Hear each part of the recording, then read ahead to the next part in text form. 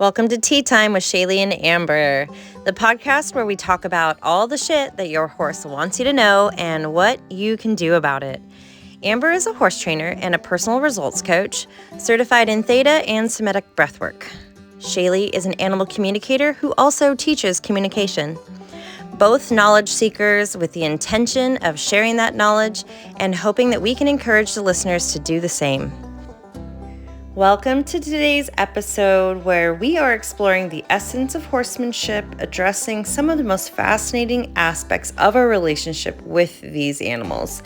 From navigating the maze of emotions to unraveling the complexities of bodywork and forging profound bonds, we're all about to embark on a journey of personal stories and our sometimes out-of-the-box perspective. So please enjoy, and if you enjoy it, please share it. Hello, everyone. Welcome back to the podcast. We're super excited to be back. If you missed last week's episode, it was boots and holes. You have to kind of slow down to say it. It was a conversation around our adventures at Elements of Connection. It was Amber's little mishap that if you want to know about it, you have to listen to the episode, and a bunch of other super fun things. So go check it out. Today, we just actually got done recording a guest podcast with Catherine Lowry, which is not out for you folks yet. But if you are dying to know what we talked about, you can join our membership. Otherwise, it'll be out sometime. Sometime when we don't have time to record a podcast. Yeah. But what was really cool about it is it was one of those conversations where we were like both super inspired and we just had all these little like things to say. And I was scribbling like furiously on my little lap whiteboard that I use for my sessions. And I was just like, oh my God, I have so many things. And so we're recording a podcast now about all the things that we were talking about. And the basis of our conversation that we kind of had with Catherine was around it was around the body and the way that we feel about our bodies, and sometimes weaponizing the movements that we are or are not able to do and things like that. And something that really came up for us was well, it didn't come up in the conversation. We ran out of time, which is why we're talking with you now. Is confusion. So contact confused with connection, and then connection confused with security, which is like such a big topic. But it's so interesting to me when I talk to clients about connection and the way that they want to feel in the connection. There's usually like two parts in it, right? So like the part that you were saying, Amber, like connection confused with contact, where people will send me an email and they'll be like, why is my horse so fussy in the connection? And I think it's because we have called it the connection, especially in the dressage world. It's like, oh, the connection, which has created like this barrier, this divide, making people think that like the connection is just the physical connection from like your hand to their mouth. And I'll have people be like, why is he so fussy in the connection or whatever? And then there's this other aspect where I will have questions like, I really want to feel safe and secure in the connection with my horse. How do I achieve that? Or questions around connection that leads me to believe that there's not safety and trust. And ultimately, like, we as horse people want to put our horses first, but we have to have that conversation of, if we don't put ourselves first and we don't experience the connection that we want to facilitate with our horses, how are we to even ask that of them? Yeah, and I feel like, how do you even identify what that is if you don't know what that is on an individual like basis? What are you looking for? Like, what are you even trying to achieve for? I think people say a lot of things that they think they want, but you start to ask a little deeper, like, why do you think you want or need that? And you lots of things are revealed around that, and that level of empathy and the discipline to say, okay, if I'm going to ask my horse to be in a space where it wants to receive or to access these parts of its body or to, become vulnerable and hand its physical body over to me to let me manipulate it, how does that actually feel on the other side and the receiving end of that? And what level of awareness and empathy can you have when you're asking for that is limited to the amount of times you've actually been put in those positions and in that experience. And it kind of goes to, like, I think you were talking last week about where I was like, help my brain understand the concept of, I feel like I'm going to mess this up, but I'm going to say it anyways, of having people imagine what it would be like to be ridden. Wait, what did you know what I'm talking about? Oh, I know what you're saying. Okay, So, okay. yes, because I was talking with someone who has a lot of fear around her own body because her body is broken in a bunch of different places, and it's created fear, and it's created her riding from this place of like survival and disconnect, even though she wants so badly mentally to cultivate this like connection physically and emotionally with her horse. And I like told her, you need to imagine riding your horse as if you were riding your own body. So if you were riding your own body, like what would that look like, knowing what's going on in your body? So you've had 2 spine surgeries, you have all this fear about not being able to do certain movements, you have a knowledge of where your pain is, and you have a lot of understanding for yourself because you know the certain movements that cause you pain, you know the certain movements that scare you. So naturally, if you were riding yourself, which sounds so weird, but like if you were, you would avoid the left hand turn that makes you fall on your shoulder or whatever. So if you have that understanding and know what you would do for yourself if you were riding you, you can have that same empathy for your horse, where when he starts like when he starts refusing to go to the right or swapping over to the right lead canter, you can be like, wait a second, he knows his body better than I ever could, so I need to take a step back here and be like, is this a hole in our communication, or is he protecting something? Like, I need to listen here rather than getting frustrated and saying like we're losing the connection or whatever. Yeah. And I think it's like the same thing. It's like that empathy of go get a massage. Have you ever laid on a chiropractor's table? But like a manual chiropractor, like, and they say relax as they have their hands on your neck, and you're like, okay. Like I had a client that I was trading a lease for who was a chiropractor. And so me and the kids could go as much as we wanted, but we were going once a week. I trusted her. Obviously, I let my kids get on the table. And I will say that like we didn't have the kids didn't have allergies the whole, time. No one was sick for the full like 2 years that we were, seeing her. She moved away to Tennessee.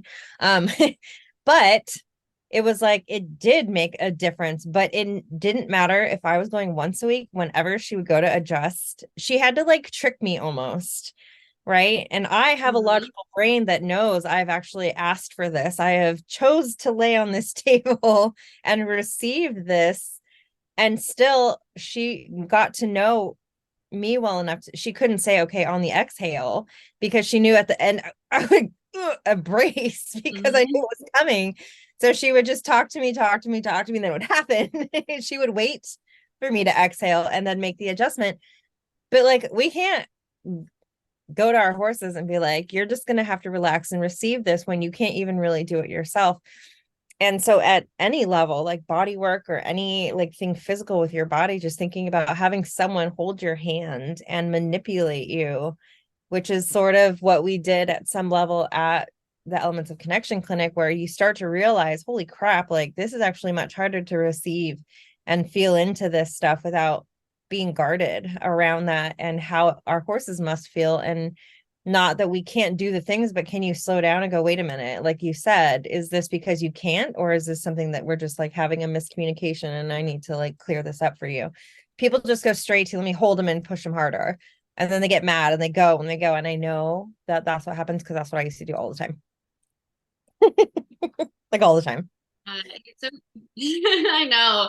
Me too. And then it's like, okay, so that's actually great that you just said that, because I used to do that too. And then that's where, like, now the guilt comes up. And I really truly believe, just through my own experiences and also seeing it time and time again with my clients and their horses, is that fear and forgiveness 100% go hand in hand. Like, if you are fearful about something, there is something that needs to be forgiven. And I'm not talking about forgiveness like, oh, I'm sorry. Or I guess I should say forgiveness in a sense of like acknowledgement, and sometimes also needing to let it go. So, like, forgiving your body for not being able to do the things it used to do. Or in a case of one of my clients, like, I started diving into things with one of her horses, and her horse was like, hey, she hasn't forgiven herself for not being there for this horse that passed away. And all of that stuff carried into lessons with me. So there's some old stuff that needs to be healed, that is giving her a feeling of not being able to be safe and vulnerable in the connection and in the contact. And she thinks that I'm just stubborn and I don't want to go forward. And I think that that is like a perfect example of just like looking at our looking at us at oh my gosh, how do I want to say this, because I can see the picture in my mind and I'm like, where are the words? um be I Do you have words for me? I need words. Well, the immediate picture I got was that piece of not going forward because these lessons are being continued. And what I go to is when I have horses that won't go forward, it's often the person holding. And then my brain went immediately to the book we're about to start, The Writing with Chakras. And then I immediately went to, where in your body do you hold that not the guilt or whatever emotion is going on? Because usually when horses don't want to go forward, it's a solar plexus thing for the person. And so I wonder what is being stored there that coincides with what you're talking about, as the horse is like, hold on, I feel this needs to be addressed, and here's your opportunity to do that. You know what I mean? Yeah, totally. It's such an interesting space. And I feel like the concept of like of contact and connection needing to be two separate things, and connection confused with like needing a sense of security, because so many times I see people really wanting that connection and that contact, and it's because when they get that, like, so hypothetically, if you were to get your horse like round and in the flow state or whatever and feeling really connected and whatever that means to you, it typically embodies a sense of like safety and fluidity and like that sort of thing. And that's ultimately what people are reaching for. But we talk about this all the time. Like, if you can't feel safe within yourself, if you can't find a way to feel fluid within your own energy, if you can't bring that to the table, especially with horses, because a lot of times I think we forget that, like, we're taking them away from their herd, and their sense of safety is number one, aside from like food. It's like food, friends, safety. So like, we take them out of an environment, we're asking them to do something with us that feels somewhat disconnected because we aren't always in that flow state, and then we become their herd. And if we're like that herd member through insecurities, like, we can never expect them to find that sense of connection. So it's kind of a tricky place. Yeah.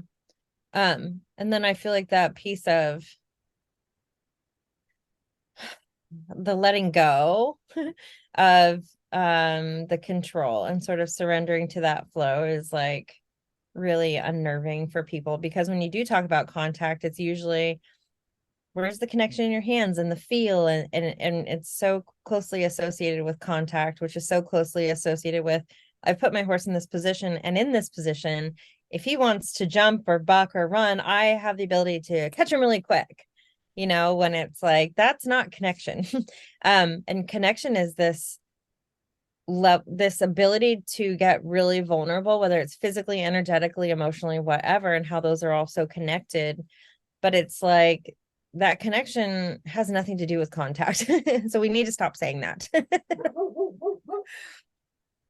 That is so true. And it's funny because I'm learning that with Biggie right now, where I'm trying to cultivate a little bit of like a softening in the contact and like a different conversation in the contact. And he's like, we're doing nothing with the contact right now. Like when you get on me the first time, you're going to be bridleless. And I'm like, what? I feel like I need the connection. And he's like, no, that's not the connection. Like the connection is knowing energetically that you and I are both in consent and we're having a two-way conversation, and it has nothing to do with the physical things that you're putting on my body. And I'm like, fuck, like that's deep, that's lengthy, that's very involved, but like ultimately that's what it is, and that is what we're craving. And it is kind of funny how we use these tools to like to speed along that quote connection.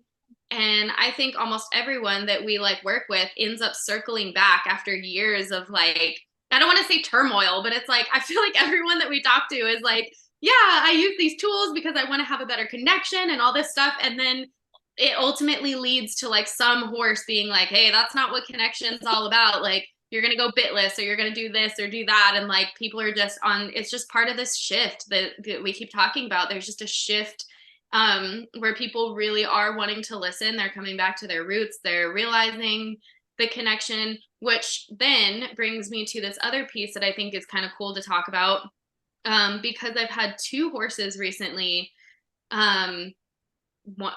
three actually, if we count Kip, who Kip told me recently that like his body is like just his body. Like he's like, when are you going to figure out that like my body is just a vehicle for my soul, literally? And like when you can stop seeing my body for like how it is and as a means of how you communicate with me, we will be able to do the things you want to do. But like you are so focused on the like isness of my body, and when you ask me, it's just a body. Like I'm not focused on other stuff. And I've had that with a couple of horses recently where they're like the person will send me a question like, how does your body feel? And I always like to ask the question exactly the way the owner says it, so that I can get the tone of like the human and the horse at the same time.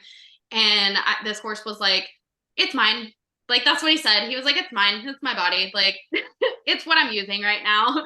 And he didn't really have a lot of like in-depth stuff to say until I switched it into like me just like reading his energy. But there's that sense of it's okay to be broken that we kind of talked about in Catherine's session. And I think it would be cool for you to elaborate on, because I got from Kip, like, you have never accepted my body as it is. And I know that I see this in like a lot of my client horses, where we're always wanting to fix something. We're always wanting to be better for our horses. We're always wanting to, how can I get them into better relaxation or whatever it may be? And by me saying the other day to Kip, like, it's okay that your body is broken. Like, that's what I said. And he's like, it's okay that you have to feel that way in order to release my body. Like, he doesn't view himself as broken, but I had to be like, yep, your body's broken. I'm not going to look at it right now. And he's like, it's okay that you have to feel that way. Like, feel however you need to. Like, it's, if that's the place you need to be in. But I think it'd be cool for you to talk about your piece of like, why do you need your horse to be broken? Because I feel like you're going to solve all of my problems with that. Well, first of all, I feel like anyone that starts to come into the space of understanding their bodies more goes through this thing of, oh my gosh, there's so much. When prior to maybe knowing about the body, you live in this space of almost just it isness. So there's like this fine line where I had to stop, because I was learning up, and I don't think it's bad to learn about the body. And I think everyone needs to stay and dive into where you're feeling called, where your medicine is, where the things you really need to understand all the things about, and then decide how to balance it out. But I found myself like, I was just looking around and seeing everything that was wrong with everything. And I was like, I don't want to do that. I'm all done doing that. If I think that there is something very physically wrong with something, that I have lots of people to call. But I don't want to know so much that every time I get near a horse, I'm like, oh my gosh, there's just a lot that's going on. And my three are probably the soundest they've ever been because, and a couple times, like you've had been, well, when we're texting and stuff, where Smarty will go out, he'll play really rough and he comes in like three-legged lame, and I'm like, well, okay. And I just put him away. Granted, within 2 days, I swear, like no anything, I mean, if it would have persisted for on and on, I obviously would have called the vet. I'm not saying I just ignore everything, but like they hurt each other and they're out there and they're playing hard. And sometimes, they're a little sore. And instead of me obsessing like a psychopath, I can think of, yeah, well, this morning when I woke up, my right leg was super stiff for at least the first 2 hours.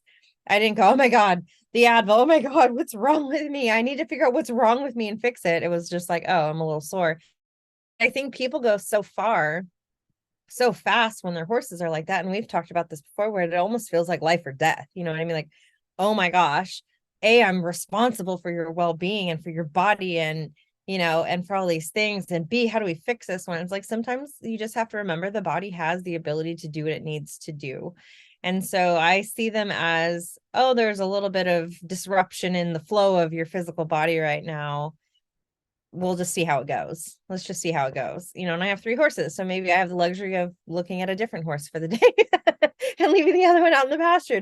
And I always assess everyone as they come in. And I know when Smarty's not great, because he always comes in first. And if he walks in, I'm like, oh, we're walking in today. And he's like, yep, that's fucking right. We're walking in today. What? I'm like, nothing. Just okay. Or the other days where he like flies in, Clover can be 2-legged lame and be walking on like her both front legs, and she'll still run in and flail her big ass body around. So I'm like, I have to like had to really just let go a lot of that obsession that I had, because I was like, as much as we have those moments where we have aches and pains, so do they. But also, I'm not going to take that horse that has that and go into the round pen and go, okay, we're going to work this out all the time. You know what I mean? It's like there's a balance. And like going back to what you said, what would I do with myself if I was feeling that way? I would take it easy. I would slow down. I would identify, like, is this something bigger, or is this just like a bump or a scrape or a bruise? And then speaking to the why do you need your horse to be broken? There, it ties into a lot of different things. Sometimes it ties into our identity of caretaker, or of, well, if I know I'm going to offend people. There are some people that they have horses who they identify as always hurting themselves. And you will see said horses wrapped up, freaking sprayed, clipped, like there's always something happening with these horses. And I have to really look at, is it so? Or I can tell you, Clover that mare can get herself cast in every way ever. She's always got a swollen leg in the morning. Like, she got stuck in a feeder when she was a baby. She got cast a few weeks ago that we talked about. It was like super traumatic for me. The horse, and I could identify her as something that is accident prone, but I don't treat her as such, because I don't need her to be here all the time. Because when I look at her, I'm like, oh, you look all messed up. Guess you get a couple days off, versus, oh my gosh, come in here. What are we doing? What are we looking? Let's wrap you up. You know what I mean? So I think sometimes, and also with those people, sometimes I will ask, what do you do for a living? And a lot of times it correlates with, I'm a nurse, or I'm a caretaker, or I'm a body worker, or and it's so fascinating. Like that piece of it really goes with back to that identifying what your story is and doing your own work, so that you're not projecting it on to your animals and your people in your life, actually. Because it's almost like, what is that, Munchhausers? Where I feel like, do you know what I'm talking about? I'm gonna have to Google. You don't know? It's like a thing where people, hold on. We'll have to edit this part out. But I think, and I might edit this out if I'm totally off. Hold on. Munchausen's disease. It's a thing. Okay, ready? Munchausen by proxy is a mental health disorder which a caregiver, most often a mother, routinely makes up fake symptoms or causes real symptoms in a child or adult victim to make them appear that the victim has a true physical or mental health issue. And I swear to you, I Oh, think people are running around consciously this far in, like, because there are people with this disorder. But I will say some people have like mild characteristics of this and it gets put onto the horses instead. And I never thought about that, but my mom did bring that up once. And I had a bigger barn and I had 80 horses. So I had a whole case study in front of me at all times where I watched and witnessed so many things go on. And so being really careful with identifying what is my story and like, mm-hmm. is this my horse's story or is this my story about my horse that is fulfilling some type of need I have to make me worthy or to give me purpose or, anything. And it's not comfortable. It's not comfortable, but it's like if you're into the work and you want to peel back those layers, then that's something that you kind of really need to identify. Mm-hmm. Well, and what's so interesting is like you bring up the caregiver role, but something that I think my story has been wrapped around with Kip being very validated right now by this hawk that's like just circling in front of my window. Is and I've recognized this in a couple of my clients, and I'm like, oh my gosh, that's where I was, where my story for him was the kissing spines horse, rehab horse, and I'm going to rehab you, whatever. I'm going to fix you, whatever words that I used, whatever energy I used, because I'm going to prove to everyone that Yeah. you are capable and that you are. And so I had this energy of like, I'm going to prove everyone wrong. I'm going to prove everybody that you're super worthy, that you're super capable, that you can have these things in your body and you can still go out and do. And now as a me and today, I am like, oh my gosh, those were all my stories of like, I needed to prove to myself and that I was capable or whatever the case may be. And it's kind of funny because my element of connection, I am statement was I am capable. And I think I'm just now, what's really sad too is like this horse, he has spent a decade with me, me trying to learn this lesson through him. And he's so, when I was writing down his old story the other day and burning it and writing his new I am statement, I originally wrote down I am resilient. And I crossed it out because I was like, no, that feels like his old story. Like, I feel like I told him all the time that he was resilient for all the things that he did for me. And then I'm like, that was kind of my old story too. Like, just feeling resilient to like work through the things that I needed to work through and being dedicated to like this journey. And I changed it to I am love because something that he said to me through another communicator was like, we're either moving towards love or away from love. Like that's it. Everything that I do is out of love and it's either moving towards it or away from it. And I think we can look at love as like, connection or whatever we want to call it. But yeah, I think there's a lot of energy in a lot of horse people relationships that is like, I'm going to prove to people that my horse is talented or this or that. And in reality, it's kind of all about us. So really stripping it back and like that it's okay to be broken and me seeing him as, see, I knew you were going to solve my problem. Me seeing him as being broken gave me permission to pause and say, I don't have to prove anything because your body is where it is. And once I was able to accept that, I shouldn't say that because I'm still accepting it. Now that I am doing the work to accept it and not be so fixated on that, I think it's allowing me to be like, I don't have anything to prove, which ties into the earlier conversations we had in the podcast at the beginning of the year where I was like, my identity is wrapped up into riding. And I feel like if I'm not riding, I'm like not actually a true horse person. And I have so much to prove, which circles back to the connection piece of, like what is societally acceptable way to connect with your horse, and a lot of us get stuck in that bubble. Yeah. And it's it correlates with even, well, I always talk about people because I do the mirror sessions and I do, Mirror in the Stall was my old podcast. And I always try to make it really clear to people, like, just because you look in the mirror and see a perception of what is in front of you doesn't mean it's the mirror. You know what I mean? It's your perception of it's your lens. So the horse, when you look at it through your belief systems and your perception and what your needs are or what you believe them to be, and you see a horse in front of you, you're going to come up with the stuff that you need reflected back to you to serve yourself. Not from like a conscious way most of the time, but it's like, that's the mirror part. It doesn't mean they are what you think they are. It just means that is your perception of, you know, what lens you're looking through at the time, and the opportunity to go, oh, that doesn't really feel that great. I wonder why. And going back to yourself and going back to this idea of standards of the industry and writing. And even Catherine was talking about, well, now I can't even be a trainer the way I thought I should be. And I'm not, and I had the same thing where I'm like, what am I even doing with my life? Where it was like, well, if I'm not going and doing XYZ with the horses, then what am I doing? Who am I?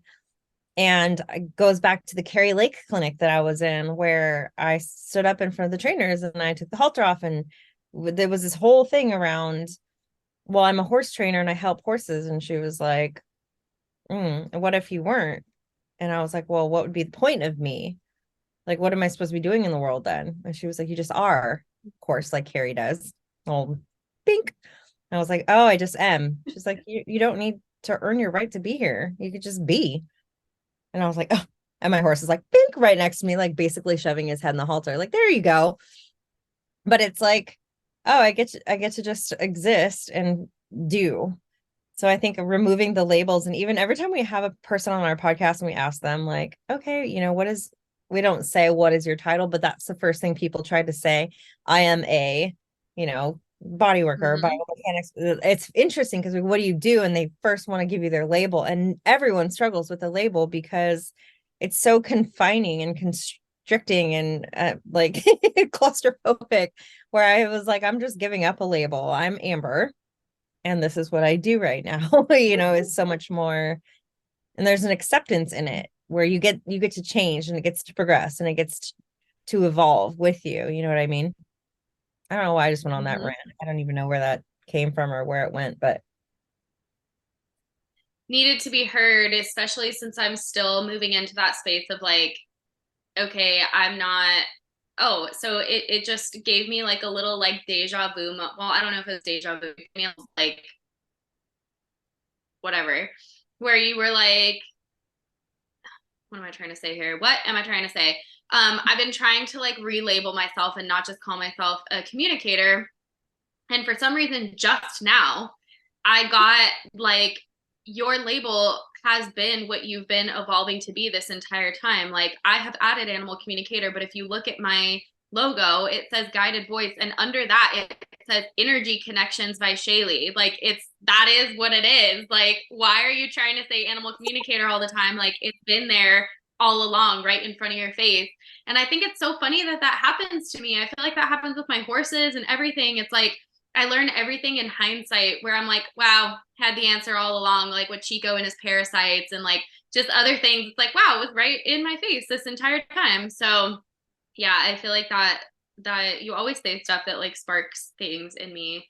And I want to talk about like one more thing before we go, because I think it's kind of I think it's an important, maybe controversial topic, but recently I've had a few conversations where people would say, and I actually had a lesson with Lockie where I said this myself. So I'm not saying this from a place of judgment. I'm saying it from a place of like, we're unaware sometimes, just the amount of choices that we have. But I had someone tell me the other day, he leaves me no choice but to ride him front to back. I don't want to ride him this way, but he leaves me no choice. And it's so interesting that we think that way, because it's like, we literally have the cognitive ability to make so many different choices. Like our horses' choices are only within the parameters that we give them. And they are always taking the path of least resistance. So if your horse's path of least resistance is fighting the hell out of you in the contact or not going forward, like you need to look at that and evaluate that because they're choosing the easiest route. So if that is the easiest route, what the fuck is the alternative? And it's so interesting to me when people are like, I don't have a choice. I don't have a choice. And it's like, yes, you do. Like, where do you think that comes from? I feel like they probably at some point in their life weren't given the choice. And so that belief of, I don't have a choice, this is it, first of all, it's probably said to them because I know that I heard it myself growing up. It's like, you're leaving me with no choice. If you won't do this, then here is what will happen. You're leaving me with no choice. And it's like, if that's said to you enough when you're young, then you just spew it back everywhere, where it's like, this is my only option. But the alternative is not knowing. The alternative to having a choice is like, but I don't know what the other option is. And that scares people because there's a level of uncertainty associated with that. And uncertainty is usually associated with like danger or, the not knowing. And we will usually pick more often than not what is the saying? I think Dr. Joe Dispenza says it all the time. You'll pick the familiar pain before you, if that is totally not what he says, but the idea of it is you'll pick the familiar and certain trauma or the pain or the discomfort over the uncertainty because it's unknown, and your brain is like, oh no, we know how this turns out, and that actually feels better than diving into like what doesn't. So I think when you challenge somebody's, that's not the way, that's not the only way, what would it look like if there was an alternative? And the moment they go into this void of, I don't know the answer, it's very scary, right? And that's where you find all the good shit is in the void.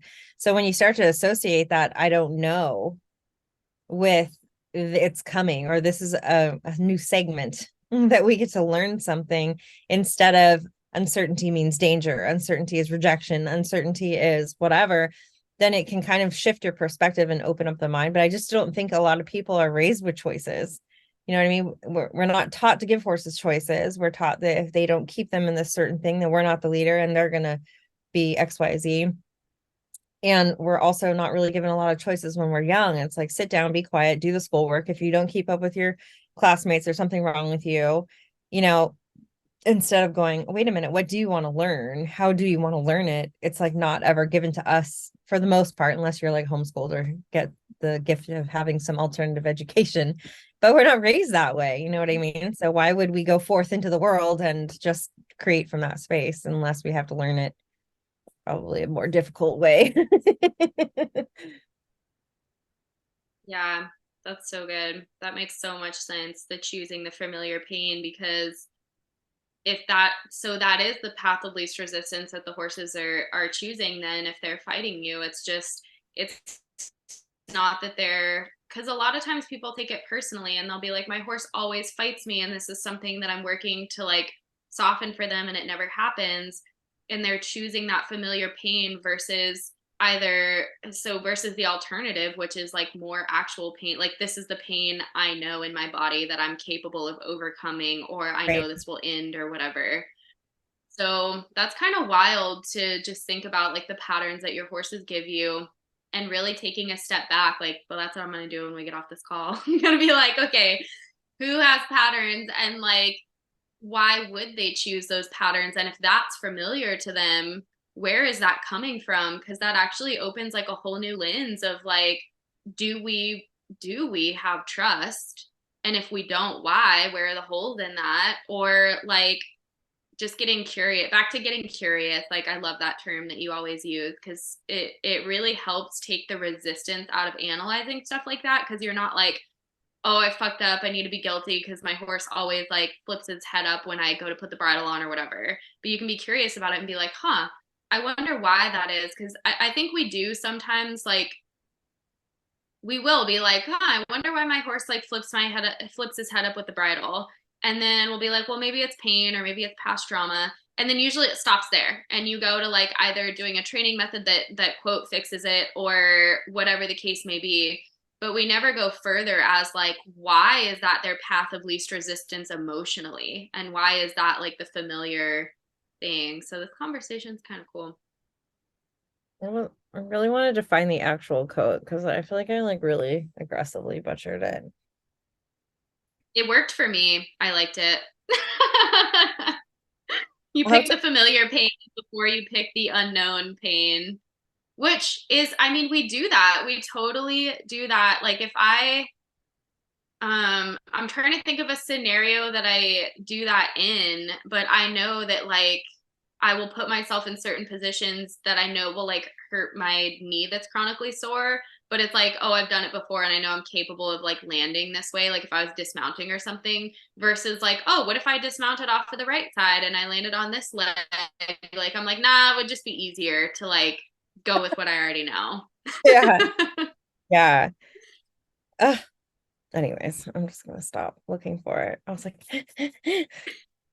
get the idea. I'll put it in the show notes. I'll put it in the show notes since I butchered it so aggressively. uh Something about choosing the familiar pain of the past instead of the something of the future. I don't know. But it's like such a true thing that we do. And then people, if you, when you say it to people, like, that's ridiculous, why would I do that? And it's like, well, what do you do then? It's like, oh yeah, I kind of do that. But I think that's like where the growth and the like evolution of our souls come from, is like we come to this planet to have this human experience in our little skin suit. And it's like, if you're not challenging those beliefs and you're not getting curious about where it came from or why we feel that way or why these statements come out of our mouth on a regular basis, then we're never going to be able to, going back to like the empathy thing from the beginning, we're never going to be able to look and discover more about our horses and why they might be doing things. If you're not even asking that of yourself, then you're not going to ask those questions for them either. So it's like, there's so many but why is it happenings that go through my head when I watch videos on social media or like wherever. And I'm like, or you go, there's like, I don't know why, but I am a part of a few like horse groups, and you see people always with, oh, I have this problem, and here's all the people with, here's the solution, and it's never one, I wonder why this is happening. It's always like, Mhm. here's how you fix it. And you're like, well, why did it happen? Like, I don't, why did it happen from the beginning? And so there was an analogy that was given where you call the doctor and you're like, my kitchen smells. And you know, and it's like, I have this bag of trash that's been sitting in my kitchen and it's starting to really stink. And they say, here, I'm going to write you this prescription for a air freshener. And then eventually the air freshener stops working. You call back, hey, this was working in the beginning, it's not working anymore. Let me write a prescription for a stronger air freshener. And you're like, thanks. But it's literally what we do instead of, when we take the fucking trash out. Like, why is the trash sitting in your, you know? So I feel like the horse world does a lot like that, where it's like, my horse's head is up and they don't even understand. And I'm not judging, because I lived most of my training career not, you know, I just put the head down, like, because this does XYZ. You put the head down. I never even thought about it being connected to the, it sounds fucking ridiculous, never being connected to the rest of the body, or why the head was going up, or like what it meant. Like, none of that ever crossed my mind. And I trained a lot of freaking horses, like a lot of horses, and I can always get their head down and I can always get their body to come along for the ride. Nothing ever bucked me off, nothing ever resisted. So in my head, I'm thinking, was it because there was something about the way I was asking that made it feel safe to go there? Because my horses, I don't think, are fucked up. I mean, they were all trained by me. So I'm like, was it that, or was it I was just so blind? And I know for the, definitely for the first half, before I got these horses, first half of my career for sure, probably. But it was like, where they just disassociated from their body to get through it. You know what I mean? And I thought, oh, I did a thing. I made them safe, you know, and the owners are safe. And that was the point of my job. And so good for me. Check, next horse. Like, I don't know. But it's but yeah. So it's really that, starting to question the why about things. Why is it happening? Go there first, instead of how do I fix this versus, but why is it happening? Why do I think that way? Mhm. Why am I saying the statement over and over? What are these patterns that keep popping up, and asking the why of the pattern? You know what I mean? That's where all the goods are, honestly, and the discomfort, but whatever. Yeah, they go hand in hand, which is such a pain. But wow, that was a great podcast. I feel like we should end it right immediately because it's 1:11 here, which means it's 11:11 there, which feels very aligned. Alrighty, everyone. If you are watching or listening to this and something resonated with you, then you should like it and you should share it. We're throwing that out there to the universe that we are trying to grow this podcast now intentionally. And if there's anyone out there that just feels like, hey, you know what, I want to be a part of this, and I'd have fun just randomly screen recording bits and pieces of some of these episodes and shooting them on over so that I can use it for content for the social media, that'd be great. Also, if you want more of all the goodness of our book club and our guest podcasts that are freaking rad, then you can click the link below and join our membership at the OG price that it is right now until the end of the year. And it's going to go up, but you will be grandfathered in at that price if you join before the end of the year. So you should do that. And also be on the lookout next week. Well, this will be Saturday. So yes, next week we're going to be announcing our November offering, and it's all around guilt into gratitude and permission to just be. So that's what we're going to be doing in November. So all the things. All right. See you guys later.